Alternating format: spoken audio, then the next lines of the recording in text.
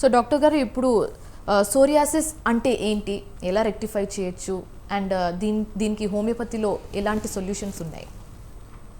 అంటే మీకు సోరియాసిస్ అనేది కూడా మీకు ఏంటంటే చాలా తలనొప్పి కేసు అది. ఎందుకంటే క్రానిక్ కేసు అది. నేను చెప్పాను అంటే సోరియాసిస్తో వచ్చిన పేషెంట్ ఫిజికల్గా మెంటల్గా డిస్టర్బ్ అయిపోతాడు, ప్యానిక్ అయిపోతాడు. అంటే ఒక రకమైన లో టెండెన్సీస్ డెవలప్ అవుతాయి, అంటే సూసైడల్ టెండెన్సీ డెవలప్ అవుతాయి చాలామంది. గ్రాడ్యువల్గా అంటే గ్రాడ్యువల్గా కాదు, సోరియాసిస్ వచ్చిన తర్వాత ఆ పేషెంట్ తను చూసుకొని బాధపడతాడు. అంటే అంత భయంకరంగా ఉంటుంది సోరియాసిస్.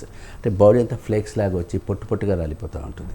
అంటే అంత పొట్టు అంటే మీకు బాడీ పైన అది షర్ట్ తీస్తే కన్నా మనమే చూడలేము, అంత ఘోరంగా ఉంటారు పేషెంట్. అంటే ఒళ్ళంతా పొట్టుగా ఉండేసేసి బట్టలు తీయండి అని చెప్తే పైనుంచి కింద వరకు ఆ పేషెంట్ చూసినప్పుడు తాకాలంటే కూడా డాక్టర్ కూడా భయం వేస్తుంది, పేషెంటే భయపడతాడు బట్టలు తీయడానికి, అంటే చూపించడానికి బాధపడతాడు. అంటే ఇంత ఆక్వర్డ్గా ఉన్నాను కదా, ఎంత బాధగా ఉంటుంది. అంటే ఈవెన్ చిన్న పిల్లాడు కూడా నాకు ఒకసారి మొన్న ఎవరో చిన్న పిల్లాడు, ఆ పిల్లాడు సోరియాసిస్ మేము రెగ్యులర్గా వస్తూనే ఉంటాయి, మాకు రెగ్యులర్ డైలీ కేసెస్ అవి. చిన్న పిల్ల 10 years పిల్లాడే, 10 years పిల్లకి బాడీ అంతా స్ప్రెడ్ అయిపోయింది. 10 years ఓ 3 years వాడు సఫర్ అవుతున్నాడు అబ్బాయి. వాళ్ళమ్మ పాపం బట్టలు తీసి చూపించమని నేను అడిగితే వాళ్ళమ్మ కళ్ళు మూసుకునేస్తుంది చూడలేక. అంటే వాళ్ళ అమ్మకు తట్టుకోలేకపోతుంది, కొడుకుని ఆ స్టేజ్ చూడడం తట్టుకోలేకపోతుంది. అంటే అంత భయంకరంగా ఉంటుంది. సోరియాసిస్ ఎప్పుడు కూడా మీరు గుర్తుపట్టాలి, ఎందుకంటే సోరియాసిస్ నెగ్లెక్ట్ చేయకూడదు. ఫస్ట్ స్టేజ్లో గుర్తుపడితే కానీ ఈజీగా ఉంటుంది.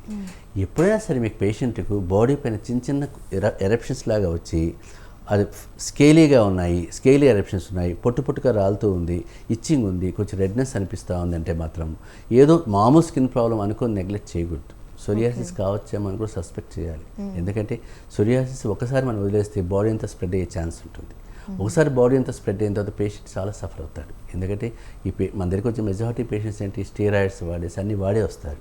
అంటే ఇంకా దానికి ఇంకా ట్రీట్మెంట్ పార్టే లేదు, లైఫ్లో కూడా ఇది ఒక పార్ట్ అని చెప్పేసిన తర్వాత పేషెంట్కి ఒక రకమైన మెంటల్గా డిస్టర్బ్ అయిపోతారు. అంటే తన లైఫ్ ఏంటి ఫిజికల్గా డిస్టర్బ్ కావడమే కాదు, తన రొటీన్ యాక్టివిటీస్ కూడా డిస్టర్బ్ అయిపోతాయి. ఎందుకంటే బయట పోలేడు, ఫుల్ హ్యాండ్ షర్ట్ వేసుకోవాలి, ఇప్పుడు హాఫ్ హ్యాండ్స్ వేసుకోలేడు, బట్టలు తీయలేడు, బయట 10 మంది ఎవరి ఇంటికి పోతే పడుకోలేడు.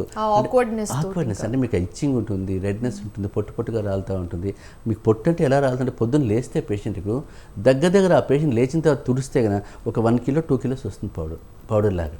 అంత పేషెంట్ చెప్పిన వాళ్ళు అన్నారు. అంటే ఇంత పౌడర్ నేను పొద్దున్న లేస్తాను తుడిస్తే వస్తుంది డాక్టర్ గారు అంటే ఇంకా ఆలోచించండి. అలా వాళ్ళ మిస్సెస్కి వాళ్ళ పిల్లలకి ఎంత ప్రాబ్లం ఉంటుందో చూడడానికి కూడా అది ఒక రోజు కాదు, రోజు అంతా సఫర్ అవుతూనే ఉంటారు. కాబట్టి అందువల్ల మీకు ఏంటంటే సోరియాసిస్ ఒకసారి ఈ సిమ్టమ్స్ కనిపిస్తున్నాయంటే మాత్రం తప్పనిసరిగా డాక్టర్ని కలవాలి.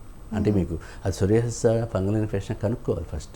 ఎందుకంటే మీకు సోరియాసిస్ ఈ మధ్య రెగ్యులర్గా కామన్ ప్రాబ్లం అయిపోయింది, ముందులాగా లేదు. ఇప్పుడు మీకు 10 years బ్యాక్ సోరియాసిస్ అంటే మనకి ఏంటి స్ట్రెస్ ఉందని అడిగేవాళ్ళం మేము. ఇప్పుడు కూడా స్ట్రెస్తో వస్తుంది, కామనెస్ట్ రీజన్ స్ట్రెస్ గురించి వచ్చేది. టెన్షన్ స్ట్రెస్ ఉన్న వాళ్ళకు సోరియాసిస్ డెవలప్ అవుతుంటుంది. అందువల్ల ఇప్పుడు జనరేషన్ స్ట్రెస్ ఎక్కువగా ఉంది కాబట్టి చాలామంది సఫర్ అవుతున్నారు. ఈవెన్ ఇప్పుడు ఉండే ప్రాబ్లం ఏమైందంటే ఇప్పుడు ఈ మధ్య 3-4 years నేను చూసిన కేసుల్లో స్ట్రెస్ లేకపోయినా కూడా డెవలప్ అవుతుంది. అది ఎందుకు అనుకుంటే బయట క్లైమాటిక్ వేరియేషన్స్, యూవీ రేస్కి ఎక్స్పోజ్ అనుకోకుండా ఏంటారు, మేము వెకేషన్ ట్రిప్ అని ఇట్లా ఊటీ వెళ్ళామండి, కొడైకెనాల్ వెళ్ళామండి, వెళ్ళొచ్చిన తర్వాత మాకు ఈ ప్రాబ్లం వచ్చిందని చెప్పారు అన్నారు. అంటే మీకు ఆ యూవీ రేస్ ఎఫెక్ట్ వల్ల కూడా సోరియాసిస్ ఫామ్ అయింది. అదొక రీజన్ లాగా వెళ్తుంది. హెరిడిటరీ టెండెన్సీ ఫ్యామిలీలో ఏమైనా ఉందా కూడా చూడాలి. సోరియాసిస్ ఉంది అనుకుంటే కూడా అది కూడా సస్పెక్ట్ చేయాల్సి వస్తుంది. అందువల్ల మీకు ఇలాంటి చిన్న రీజన్స్ ట్రిగ్గర్ అవుతుంటాయి బాడీలో. అలాంటిది వచ్చినప్పుడు సోరియాసిస్ వచ్చిందని తెలుసుకున్నప్పుడు మాత్రం తప్పనిసరిగా ఒక ఎక్స్పర్ట్ డాక్టర్ని కలవాలి. కలిస్తే కనుక అది సోరియాటిక్ ప్రాబ్లం అనుకున్నప్పుడు మాత్రం మంచి హోమియో డాక్టర్ మాత్రం అప్రోచ్ కావాల్సి వస్తుంది. ఇది మాత్రం ఇర్రెస్పెక్టివ్ ఆఫ్ ఏజ్ కదా, ఎవరికైనా రావచ్చు. ఏజ్కి ఇప్పుడు చెప్పాను మీకు చిన్న పిల్లల్ని చూసాం, 3 years ఈవెన్ నా దగ్గరికి వచ్చిన పిల్లలు 8 months బాబుని కూడా చూసాం. 8 months 1 year పాప ఏడుస్తూ తీసుకొచ్చి ఓని ఏడుస్తుంటుంది ఆ పిల్ల.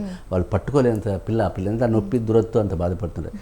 70 years వాళ్ళకి వచ్చింది. అంటే 8 years చూసాం, 20-25 నేను మెజారిటీ నేను చూసిన కేసులో 8 years 10 years 25 30 40 రేంజ్ వాళ్ళు ఎక్కువ మందిని చూశాను.